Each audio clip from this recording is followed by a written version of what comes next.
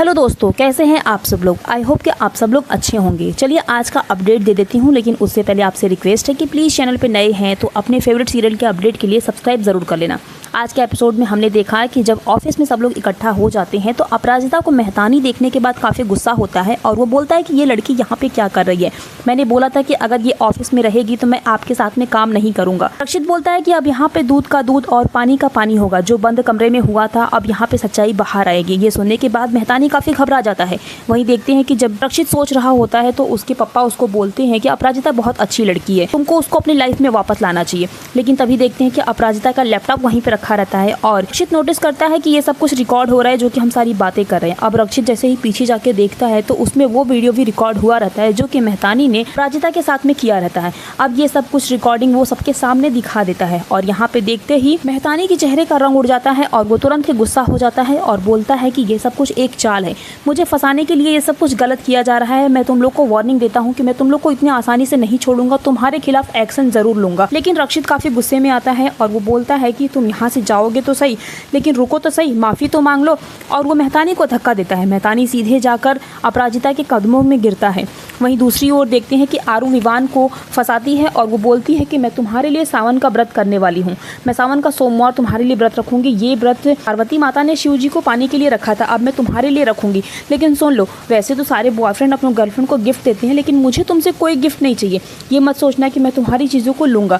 लेकिन विवान बोलता है कि मैं तुम्हें दिलाऊंगा, क्योंकि रोहन तुम्हें गिफ्ट देता था ना, तो मैं क्यों नहीं दे सकता। चंद्रभाला ये सब कुछ सुन रही होती है और वो सोचती है कि दो नाव पे सवार होने वाले लोग डूबते जरूर हैं और वो रोहन के नंबर तलाशने लगती है जैसे कि उसको बता सके। दूसरी ओर देखते हैं कि रक्षित काफी गुस्से में आता है और वो मेहतानी को पीटने लगता है।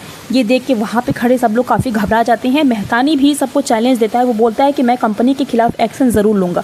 तभी देखते हैं कि ईरा काफ़ी अच्छी बनती है और वो आती है। वो बोलती है कि तुम एक्शन क्या लोगे, सेक्सुअल हरासमेंट का तुम्हारे ऊपर केस करेंगे, ऊपर से 50 लाख रुपए तुम्हें देने पड़ेंगे, अब तुम इसके बाद जेल में चले जाओगे। और वो यहाँ से भगा देती है। अपराजिता काफ़ी घबराई हुई और डरी हुई रहती है। वो कंपनी छोड़ने की बात करती है। ईरा उससे माफ़ी मांगती है।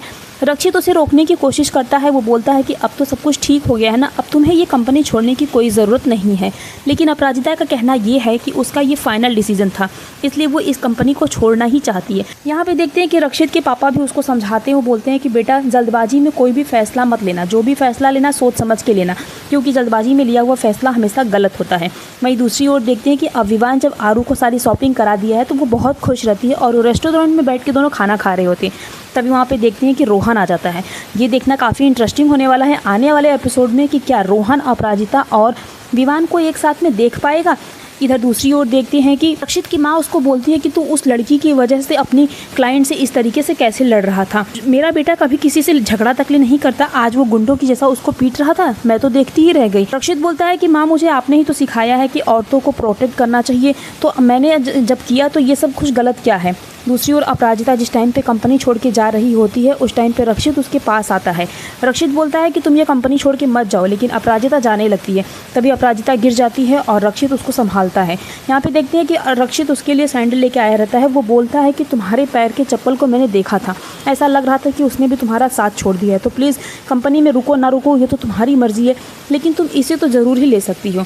अपराजिता उसके द्वारा दिए गए गिफ्ट को लेती है और अपने पैरों में पहनती है। ये देखकर रक्षित भी काफ़ी खुश होता है। अपराजिता की आंखों में आंसू आ जाता है। रक्षित बोलता है कि ये आंसू किस लिए है, मेरी हेल्प के लिए या फिर सैंडल के लिए। आने वाले एपिसोड में ये देखना काफ़ी इंटरेस्टिंग होने वाला है कि दोनों एक कैसे होते हैं। आपको क्या लगता है, कमेंट बॉक्स में ज़रूर लिखना।